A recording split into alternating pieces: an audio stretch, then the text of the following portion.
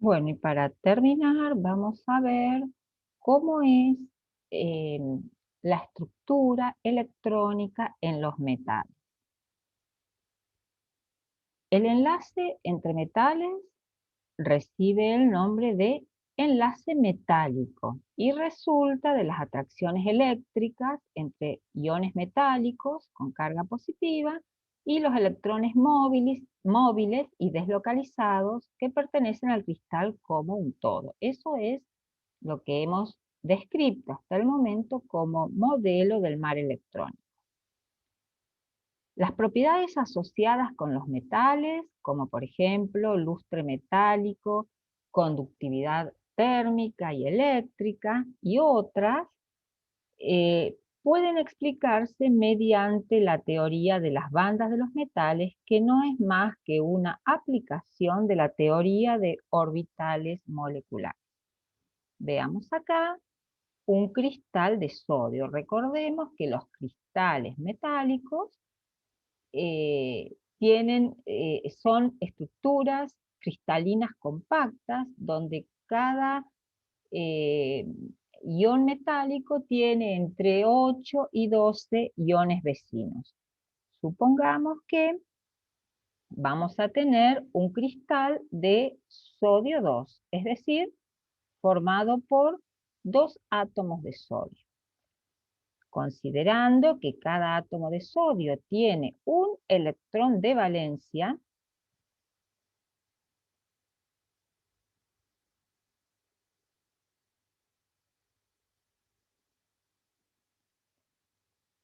entonces, cuando interaccionan entre sí un orbital 3s de un átomo con un orbital 3s de otro, habrá un máximo de 2 electrones que se ubicarán en el orbital molecular enlazante sigma 3s y el orbital molecular antienlazante estará vacío.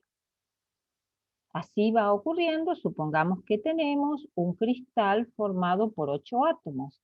Tendremos un total de 8 electrones, que no son más que los electrones de valencia del tipo 3s de cada átomo de sodio, que se ubicarán en la región de los orbitales moleculares enlazantes, quedando la zona de los orbitales moleculares antienlazantes vacíos. Veamos qué pasa cuando tenemos un cristal más grande, por ejemplo, formado por N, siendo N el número de Avogadro, átomos de sodio.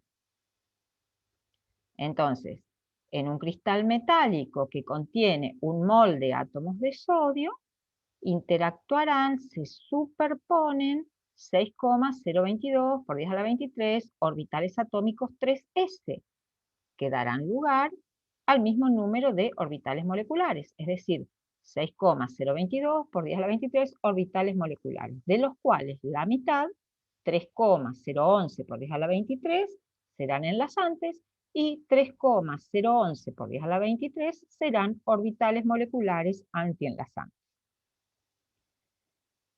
Entonces, un cristal formado por el número de Avogadro de átomos de sodio, los electrones se ubicarán de a pares, llenando la zona de los orbitales moleculares enlazantes y dejando esta zona vacía.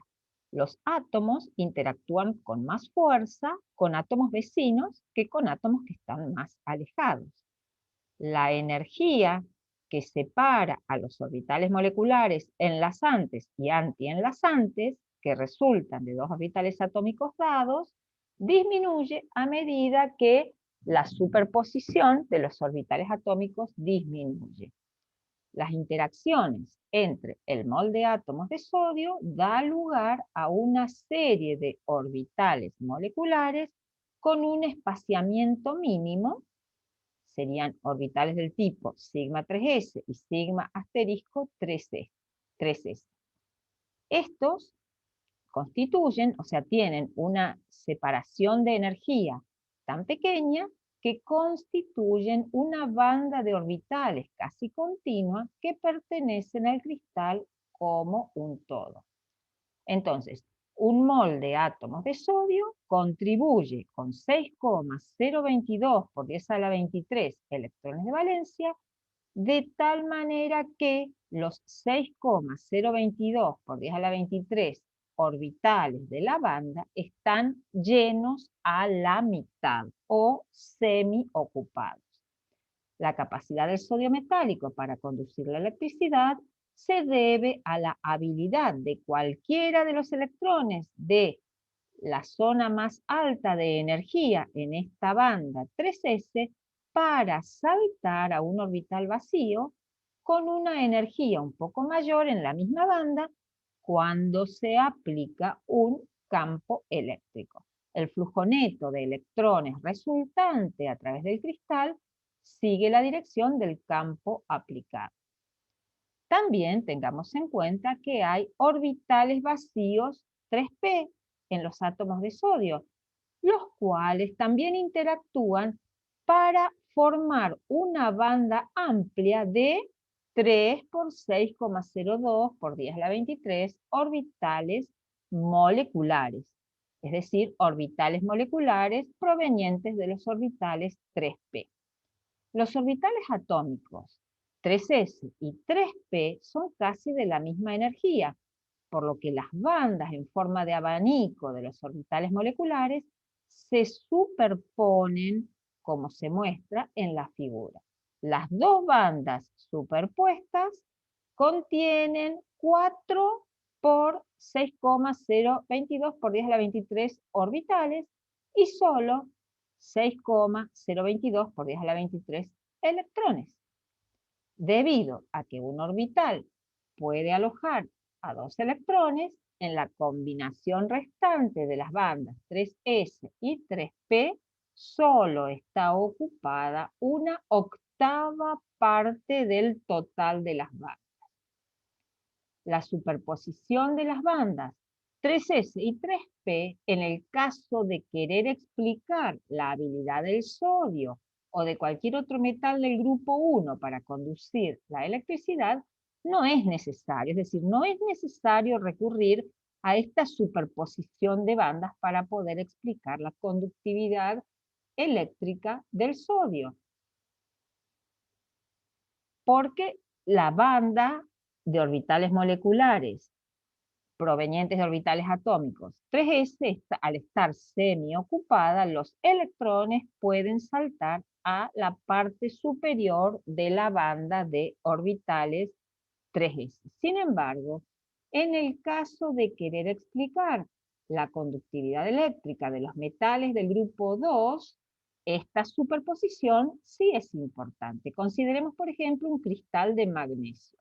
El orbital atómico 3s de un átomo aislado de magnesio está ocupado con 2 electrones.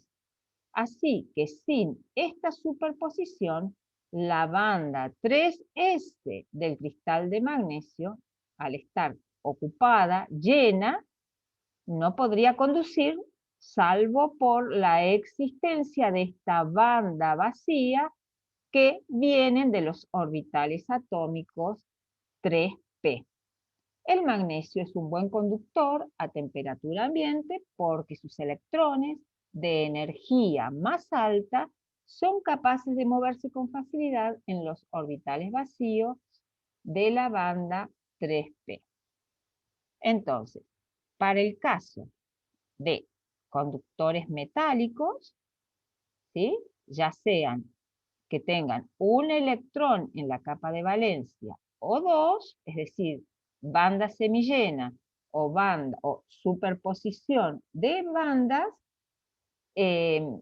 se puede explicar entonces la conductividad eléctrica por promoción de electrones de la banda llena a la banda, a la zona, a los orbitales vacíos de la misma banda o a orbitales vacíos de otra banda formada por orbitales P, en este caso, que está vacía. Entonces, a esta banda que contiene a los electrones de valencia se la llama banda de valencia. Y a esta banda vacía de orbitales 3p se la llama banda de conducción. ¿Cuál es el efecto de la temperatura sobre la conductividad en los metales? La conductividad eléctrica de un metal disminuye a medida que aumenta la temperatura. ¿Por qué? El incremento de temperatura provoca la agitación térmica de los iones metálicos, lo cual impide el flujo de electrones cuando se aplica un campo eléctrico. Los no metales cristalinos, como el diamante, el fósforo, son aislantes, es decir, no conducen la electricidad. La razón es que sus electrones de energía más alta ocupan bandas de orbitales moleculares que están separadas de la banda vacía más baja, que es la banda de conducción, por una llamada banda prohibida, es decir, una diferencia de energía muy grande. En un aislante, este espacio de banda es una diferencia energética demasiado grande para que salten los electrones y lleguen a la banda de conducción. Muchos sólidos iónicos también son aislantes, pero son buenos conductores cuando están en estado fundido, es decir, en estado líquido. Por su parte, los elementos que son semiconductores tienen bandas ocupadas que se encuentran apenas energéticamente un poco abajo, o sea, tienen esta banda prohibida es mucho más pequeña que en el caso de los aislantes, sin llegar a superponerse banda de valencia y banda de conducción. A temperatura baja no conducen la electricidad, sin embargo, un pequeño aumento de temperatura es suficiente para excitar a algunos electrones de alta energía y llevarlos a la banda de conducción vacía. Es decir, en los semiconductores la conductividad aumenta al aumentar la temperatura. Entonces, hemos visto propiedades de sólidos que podemos explicar perfectamente en términos de la teoría de bandas del enlace metálico. Recién explicamos la capacidad de los metales para conducir la electricidad. Los metales también conducen el calor. Pueden absorber calor cuando sus electrones se excitan térmicamente y ocupan orbitales vacíos, y el proceso inverso ocurre, es decir, la vuelta de los electrones a sus bandas de valencia, a sus bandas originales, ocurre con desprendimiento de calor. Por otro lado, el lustre o la apariencia lustrosa de los metales, ¿a qué se debe? A que los electrones móviles pueden absorber un intervalo amplio de longitudes de onda de energía radiante cuando saltan a niveles de energía más altos. Y cuando regresan a niveles más bajos de la banda de conducción, emiten fotones de luz visible. Por último, podemos explicar la propiedad de los metales de ser dúctiles y maleables. Es decir, dúctiles quiere decir que pueden formar alambres y maleables que pueden laminarse en hojas. Un cristal de metal, cuando es sometido a tensión mecánica, se deforma con facilidad. Dado que todos los iones metálicos son idénticos y forman parte de ese mar de electrones, cuando se aplica una fuerza o una tensión, se rompen enlaces, pero rápidamente se forman nuevos enlaces con iones metálicos adyacentes. Las características de la distribución no cambian y el entorno de cada ion metálico permanece intacto antes y después de la deformación. Sin embargo, ¿por qué cuando un cristal iónico se somete a un esfuerzo, se quiebra, se rompe? Esto es debido a que cuando se somete a un sólido iónico, recordemos, formado por la alternancia de aniones y cationes, se somete este sólido a un esfuerzo, provoca un deslizamiento a lo largo de un plano, pero comienzan a aparecer intensas fuerzas de repulsión entre iones con cargas idénticas que hacen que el cristal se rompa o se parta a lo largo de un plano cristalino. Bueno, Hasta acá hemos terminado con la unidad de enlace.